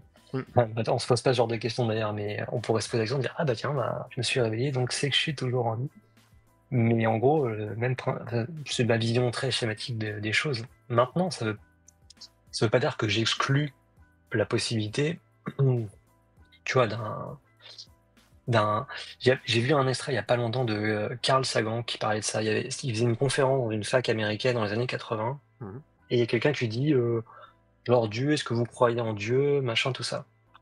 Et lui, il dit bah, qu'est-ce que vous appelez Dieu en fait? C'est quoi Dieu, hein? C'est un mot fourre-tout, on y met n'importe quoi. Mm. Il dit si vous y mettez toutes les lois de l'univers, tout le fonctionnement de ce qui nous entoure, vous appelez ça Dieu. Bah, je pourrais peut-être dire oui, peut-être il y a un Dieu, il y a un Dieu, mais après si vous me dites que c'est tel personnage dans tel livre qui aurait fait telle chose, là je vais peut-être mettre plus de doutes. Mm. Bref, je trouvais que c'était intéressant et sa réponse était intéressante. Et, euh, et un peu comme lui, hein, toute proportion gardée, exclure, tu vois, violemment, de manière définitive, qu'il n'y ait pas une force, quelque chose, tu vois, d'invisible qui régit Oui. l'univers, Un tout, on peut l'appeler le un qui, par exemple, euh, l'unité ou le. qui, en tout, tu vois, qui a fait que les choses fonctionnent telles qu'elles fonctionnent, telles Mm. qu'on peut le constater nous, en tant qu'humains, avec la physique et d'autres choses, Mm. qui est quelque chose qui est formé tout ça. Comme tu dis, une entité, une force, quelque chose qui soit conscient, pas conscient, on n'en sait rien. Ça, ça serait de l'exclure complètement, ça serait vraiment être présomptueux. J'en sais fiche trop rien. Et c'est une possibilité parmi d'autres. On pourrait très bien vivre dans une simulation, on n'en sait rien. Une Mm. espèce supérieure qui simule un truc et on est dedans. Bon, ça aussi, certains croient à ce genre de choses aussi. Matrix par À cette exemple. possibilité. Ouais, un peu ça, mais même sans que ce soit, on soit branché, juste on est simulé dans un quelque chose. Mm. Plein de possibilités comme ça qu'on peut imaginer. Mais voilà, moi j'exclus pas cette possibilité. Alors, est-ce que ça fait de moi un croyant? Je crois pas forcément. C'est toujours pareil. Qu'est-ce qu'un croyant? Là, on pourrait relancer ainsi un débat. C'est parce que tu crois à un ensemble de doctrines et de dogmes, tu vois, ou est-ce que c'est parce que tu crois à une entité supérieure, quelle qu'elle soit? Après, il y a un J'en rabbin sais qui a rien. dit que la croyance est l'espace que tu crées en fait, pour que ton futur existe. Donc, par exemple. C'est pas mal. Et j'ai trouvé voilà, ce gars est juste incroyable aussi. Donc voilà, ça peut être la croyance. Après, la croyance, c'est pas forcément. Enfin, Ça peut être également la religion, hein, parce que Oui, bah c'est le premier réflexe c'est la qu'on a, c'est première ça en chose que fait. tu as, mais après, il faut faire une différence entre religion et spiritualité, à mon avis, enfin, pour moi, ça n'a rien à voir. La religion, ça Mm. vient de religarer, qui est vraiment relié, donc là, tu relis au divin, à l'unité, à ce que tu souhaites. Et après, la Mm. spiritualité, c'est que tu peux croire, à mon sens, à des choses voilà, qui te dépassent. Mm. Qui peut appeler ça ineffable, peu importe en fait, mais en tout cas, tu l'appelles Mm. l'entité, l'unité, le un, le tout, le cosmos, enfin, chacun met son fourre-tout derrière en fait. Donc, la croyance en fait, voilà, c'est un sujet qui est assez vaste. Donc, Ouais, pour le moins, ouais. Je pense même qu'il y en a qui consacrent leur vie ah oui, à bien sûr, étudier la question. mais ce qui est d'ailleurs, Donc on enfin, va assez. pas la résumer là tout de suite ce soir en 2 minutes, je pense. Mais oui, oui, vaste sujet. C'était plus pour se comprendre Vaste- si ta réponse, en fait, par rapport justement à stopper à l'instant T, parce que je pense que la vie humaine, voilà, est pas non plus extensible, et c'est bien qu'elle s'arrête à un moment, et conditionnée plus, entre guillemets, par entre guillemets, je suis vraiment des grands guillemets, hein, une croyance, Mm. en disant, bah, derrière, il n'y a rien, et ça s'arrête, et c'est très bien comme ça. Ou alors, il y a quelque chose qui est derrière, et dans ce cas-là, ça ouvre débat, en fait. Bien ou pas bien, je sais pas. En fait, c'est juste factuel. C'est quand le mammifère, tu vois, il naît, il vit, il meurt. C'est ni bien ni mal, c'est juste les faits, finalement, c'est comme ça que ça fonctionne. Comme toutes les choses autour de toi, en fait. Hein. C'est ça. Donc, alors, on peut ne pas. On peut trouver ça. Enfin, certains trouvent ça insupportable d'ailleurs, donc ils font tout ce qu'ils peuvent pour prolonger la chose tant qu'il y ait plus, et voire même, certains tu vois, qui se disent la mort, c'est comme n'importe quelle autre maladie, on peut la soigner et la vaincre, hein, on peut l'éliminer. On verra ce qu'il en est. Mais je crois pas que ce soit souhaitable qu'ils arrivent à leur fin, mais bon, après, ça n'est que bon. Un autre bouquin sympa, donc La mort n'existe C'est pas, de Stéphane Alix, qu'on peut faire un raccourci avec, et aussi une piste pareil, intéressante. ouais.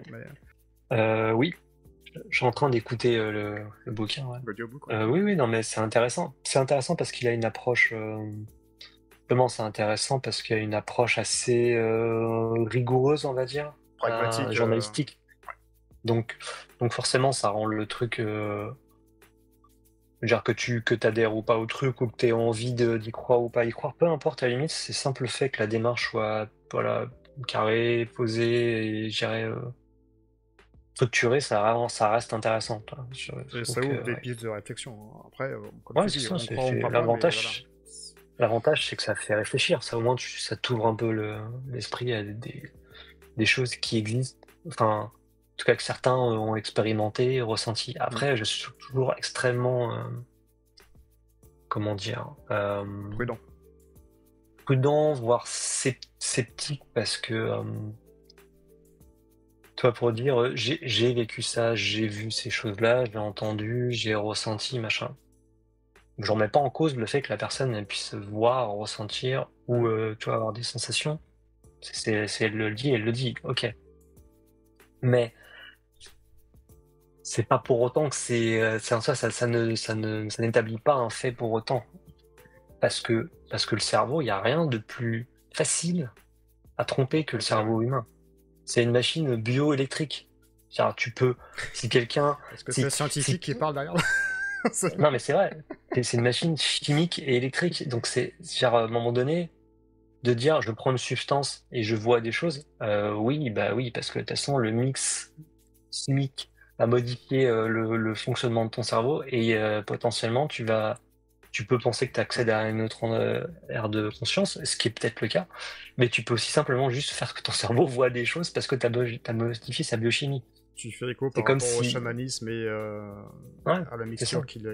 Oui, d'accord. Mm. Ok. Donc, Ah oui, après, c'est. tu vois, je veux dire, ils vivent ce qu'ils vivent, donc tu veux pas leur mettre en cause, mais enfin, c'est de me dire, c'est de dire, j'ai pris telle substance, j'ai vu telle chose, donc ça existe. Bah non, tu peux pas Non. tu peux pas faire ce déroulé là en fait. Oui, la substance, enfin, c'est dire n'importe quelle drogue, même simplement l'alcool, hein, c'est une drogue d'ailleurs, mais l'alcool, tu consommes une certaine dose d'alcool, tu peux voir des choses, entendre des choses. Pourtant, On est alors d'accord. certains vont peut-être peut-être te dire, bah si, moi c'est mon moyen d'accéder à un niveau de conscience autre. Oui, où t'es simplement ivre et ton cerveau voit produit des images. Mais bref, bah, ça c'est. Après, Mais ça reste intéressant. ouais, ça ouvre des Ça pistes reste de réflexion, intéressant. mais Ça reste intéressant de toute façon, quoi qu'il arrive. Mais voilà, ça veut pas forcément dire que tu vois, c'est c'est marqué carré. ouais, dans le marbre. Mais je dis pas qu'à un moment donné, on fera. Ça se trouve, on prouvera, tu vois, l'existence enfin, ce que ces gens ont vécu, ressenti ou vu, pourra peut-être être prouvé Hmm. par A plus B ou. Et puis voilà, on verra. En tout cas, ça reste intéressant. Enfin, pour tu vois, le scientifique, tu vois, l'inconnu, tout ça, L'inconnu. l'exploration, ça. C'est- On parlait de bouquins, tu prends Bernard Werber, Les Thanatonautes. Ouais, Je sais pas si tu connais. ouais. C'est super aussi comme bouquin. Enfin, c'est des explorateurs de la mort qui justement se mettent en état de mort pour aller explorer les différentes Hmm. strates. C'est pareil, ce bouquin, j'ai trouvé ça génial. Vraiment, Bah, c'était. c'est pas, et ça, enfin, encore une fois, je pense que c'est juste pour, enfin, ça éveille en tout cas des questions et ça éveille un peu la conscience sur Mm. potentiellement ce qu'il peut y avoir, on peut dire après, ou après on croit, on Mhm. croit pas, mais en tout cas, ça, voilà, c'est des pistes de réflexion et personnellement, je trouve ça super intéressant, mais ouais, c'est un cheval de bataille. Mais- enfin, pas de bataille, mais en tout cas, c'est d'investigation, on va dire.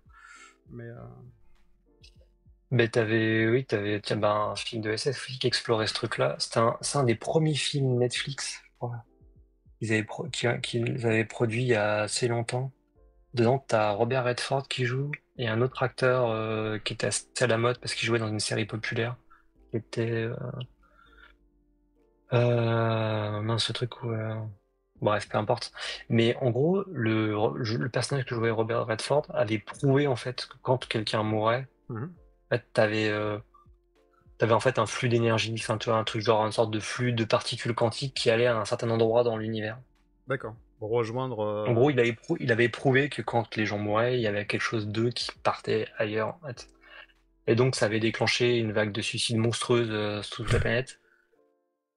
Bah oui, forcément, ouais. ces gens se disent, ah bah ma vie elle est pourrie, bah je m'en fous, de toute façon, apparemment il y a autre chose après, donc Hmm. bon bref. Donc c'était le film est pas terrible en tant que tel, mais le concept Le était concept est assez intéressant. Ouais. le concept était intéressant, évidemment ça avait aussi justement l'aspect humain entre le père qui a déclenché tout ce truc-là et le fils qui enfin bref, non, il y avait des trucs intéressants dans le film, même Mhm. si au global c'était pas fantastique. Le concept au moins était voilà. Et justement, ça pose une grosse question éthique. Imagine si quelqu'un arrive à, tu vois, scientifiquement validé par des pairs multiples fois et prouver qu'il existe une vie après la mort. C'est quoi la conséquence, tu vois, sociale, Direct, ouais. Ouais. sociétale, civilisationnelle sur l'humanité? On peut pas imaginer les conséquences. Enfin, on Surtout peut en imaginer certaines. surtout si tu as une vie que tu peux qualifier comme, je sais pas si on peut dire médiocre, mais en tout cas pas forcément au top. Mm. Ouais, il y a peut-être, voilà, il y a peut-être des gens qui passeraient, voilà, de l'autre côté C'est ça. rapidement. En tout cas, ça serait pas sans impact. Même sans savoir ce qu'il y a derrière, parce que des fois tu peux te dire, bon, tout bien, ça peut pas être pire ici, alors que si, ça peut être quelque chose qui est perdu. Et, Oui, prouver qu'il y ait quelque chose, ça te donnerait pas forcément la nature du quelque chose, c'est exactement, ouais. sûr. Donc c'est toujours plein de Donc questions, oui. ouais, tellement de questions, et si peu de temps. En tout cas, on a fait les 5 questions, plus la question un peu dédiée à la personne Ouais, interrogée. ouais. Donc, je sais pas si tu veux rajouter autre chose, si t'as des... Bah écoute, c'est bien, on est bien parti loin. On a dérivé un petit peu, mais ce qui est pas, ce qui est, je trouve, On a quitté les intéressant. rives du JDR depuis bien longtemps. Bah, c'est aussi, Euh, après le but c'est pas que de parler de JDR, c'est aussi la personne qui ouais, est ouais. derrière, enfin qui joue, et c'est aussi ce que je Mm. trouve qui est intéressant, c'est pas uniquement voilà, le Julien qu'on voit qui joue un personnage à Cthulhu, etc. Mais c'est vraiment voilà, la personne qui est Julien en fait. Donc ça, enfin, moi c'est ce qui m'intéresse en fait. Donc Non, non, mais écoute, non, pas rajouter. Pas grand-chose. Bah écoute, ouais, merci pour ces questions. C'est toujours intéressant parce que du coup, ça te fait aussi réfléchir sur, tu vois, et de creuser un petit peu quand même pour. Alors j'ai rajouté un trait, j'ai marqué créatif, tu sais, pour reboucler avec le début. Donc Oui, contrôle réservé créatif, si je devais résumer à mon sens. Mais ça résume plutôt pas mal. Ouais. au moins ça aura permis de mettre quelques petits mots sur, voilà, C'est sur ça. une personnalité, on va dire. Mais en tout cas, voilà, merci Ça. beaucoup d'avoir joué le jeu. Je sais que c'est pas forcément évident quand on n'a pas les questions à l'avance et puis même si c'est Mm. bienveillant, mais en tout cas, voilà, je trouve que c'est pas vraiment. Oui, oui, non, c'était pas des questions torture, hein. À part les questions RH où là, bon, c'est limite torture, mais Donc bah, finalement, on a réussi à déduire deux trois traits de caractère. Enfin, peut-être pas caractère, mais qui caractérisent en tout cas. Donc, ouais, c'est quelques traits de peinture sur le tableau. ouais, après, voilà, faut creuser plus, mais c'est pas forcément le but Ouais, c'est ça, ouais. de ce type de Pas obligé de vidéo en faire tout une cas. psychanalyse en direct non plus. Mais non, en tout cas, merci beaucoup. Enfin, je trouve que c'est super intéressant et à travers cinq six questions, bah, ouais, de tracer un peu bah, qui tu es en fait. Donc, je trouve ça cool. Mhm. Donc, C'est ça, ouais. Pour la conférence transhumanisme et vie post. Rejoignez-nous sur. exactement. On fera un TED Talk en duo d'ici quelques temps, vous On va inquiétez pas. créer une autre chaîne YouTube. ça, ça sera peut-être C'est ça, plus dédié. Donc, c'est ça. Humanité et transhumanisme, voilà, débat chaque semaine. voilà, tous les jeudis soirs ou tous les. ça peut être pas mal, quoi. Donc, Un vaste sujet, hyper intéressant. Je crois on y revient souvent d'ailleurs, hein, mine de rien. C'est pas euh, rare que c'est pas rare qu'il y ait un petit WhatsApp qui lance un fil de messages pendant quelques heures. Ça tic, tic, tic, tic, tic. ouais, j'avoue Donc, que c'est des thèmes ouais, qui me posent quelques ça questions. reste, Donc, ça reste des thèmes fondamentaux, on va dire. mm. Donc, mais en tout cas, non, c'est super cool. Donc, merci Mm. à toi. À bientôt. Ciao. Merci.